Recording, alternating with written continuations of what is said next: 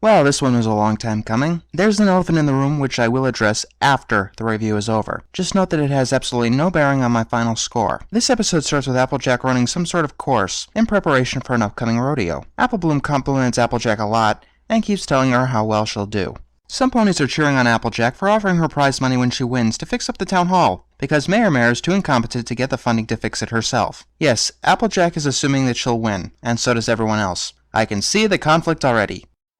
And bring back all that money! Do you see why I hate her? A week later, the main six in Applejack's family are setting up a party for her return. By the way, people's enjoyment of this episode seems to come down to how much they can stomach Pinky, and I personally think that she's a riot in this episode. The pony that arrives at the party isn't Applejack, but a male pony, and they use the classic gag where it's his birthday, but with a twist. Now that's some thoughtful writing right there. The letter says that Applejack isn't coming back, but she'll send some money soon. So yeah, this episode has predictability on the negative. We all know why Applejack isn't coming back, considering all the hype she was getting earlier. That being said, this scene is pretty damn heart-wrenching. The remaining main six vow to search all over Equestria to find Applejack. They pull into the rodeo and go on a search, but they don't find her, until one pony points towards the desert. So they take the train towards that, and to break up the tension, Pinky has to use the bathroom. Really badly. Okay. They arrive at Dodge Junction and find Applejack in the bathroom. The main six want to know what happened, but before Applejack can say anything, this pony, Cherry Jubilee, comes out and starts talking to them. She says that she saw her at the rodeo and had never seen a pony win so many ribbons in all of her life. This does remove some of the predictability. The story they're going with is that Applejack was looking for a change in scenery, so Jubilee gave her a job picking cherries. Of course, none of them buy it, but Applejack is being stubborn again and not telling them anything. That brings up most people's main problem with this episode. Applejack is once again betraying her element. I say once again because she already did that in Party of One, an episode I gave 5 stars because it was so enjoyably funny. And for the record, this episode is probably just as enjoyably funny. Of course, it wasn't a plot point in that episode like it is here, but each of the main six has broken their element on at least one occasion up to this point, and they'll continue to do so. They aren't perfect, and I'm not expecting them to be. I'm letting this slide because at no point is Applejack shown to be in the right by lying. All of Applejack's friends take the job as well in order to get her to admit what she's hiding. Geez, I wish getting a job was that easy in real life. This is another humorous scene that lets the tension build for quite some time. Hey, Amy Keating Rogers learned when and how to let a scene go on for some time. This scene ends when Applejack causes the cherry conveyor belt to go out of whack. Applejack leaves and the rest of the main six clean up the mess, which is weird since technically Applejack made the mess. They decide that since Applejack isn't talking, they're gonna have to use the big guns.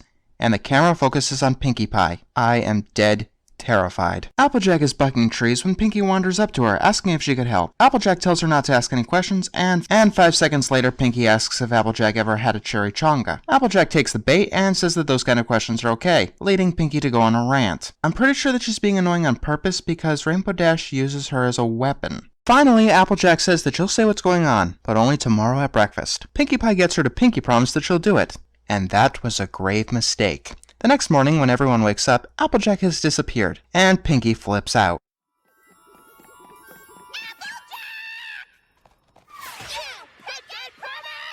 Yeah, thanks.